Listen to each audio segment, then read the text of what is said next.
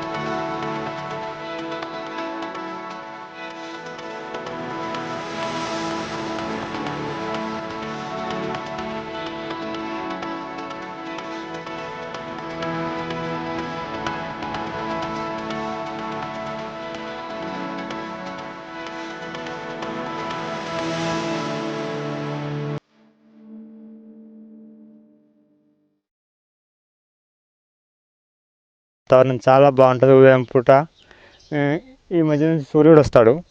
ఇప్పుడు చాలా బాగా అనిపిస్తుంది. దీనికన్నా అరుదుగా ఉంటుంది కొన్ని టైంలో ఈ మంచు. ఆ టైంలో చూడడానికి చాలా బాగుంటుంది. ఇక్కడ హనుమంతగుండాల జంక్షన్ ఉంటుంది. దీన్ని చాలా బాగుంటుంది. ఇప్పుడు ప్లేస్లో ఏమైనా పర్యాటకంగా అభివృద్ధి చేస్తే బాగుంటుందా?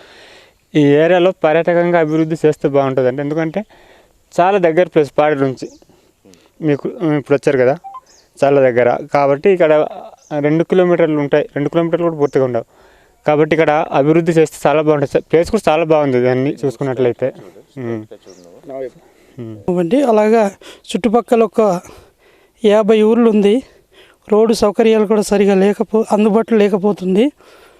దాంతోపాటు ఈ పువ్వులు కానీ ఏదైనా అపరాలు చేసినప్పుడు అమ్ముకోవడం కూడా ఇబ్బందిగా ఉంది. అలాగే బాట బాగలేకపోవడం వల్ల రైతులు చాలా ఇబ్బందులు పడుతూ నైట్ పూట కూడా తీసుకెళ్ళడానికి చాలా ఇబ్బందులు పడుతున్నారని. ఇక్కడ పొగమంచు చాలా అందంగా కనిపిస్తాయి. మంచు అయితే యాక్చువల్గా తెల్లవారి 4 గంటల నుండి 10 గంటల వరకు మంచుతోనే ఇక్కడ కప్పబడి ఉంటుందని అనుకుంటున్నాం సార్. కొండల దగ్గర అయితే చాలా అందంగా, మామూలుగా కాదు సార్, చాలా వెరైటీగా లొకేషన్లు మంచి ఇదిగా కనిపిస్తాయి. ఇది కొండ మీద పైకి వెళ్ళి ఒకసారి ఎక్కి చూస్తే ఇంకా బాగా అర్థమవుతాయి. కాకపోతే ఎర్లీగా వ్యూ పాయింట్ పెడితే చాలా బాగుంటుంది సార్. వ్యూ పాయింట్ పెడితే ఇక్కడ చుట్టుపక్కల గాలి శ్వాస అన్నీ బాగుంటుంది సార్. కొండపైకి ఎక్కితే పాడేరు వాతావరణం కన్నా జస్ట్ కొండ ఎక్కితే దాని ఒక్క ఇదే వేరుగా ఉంటుంది.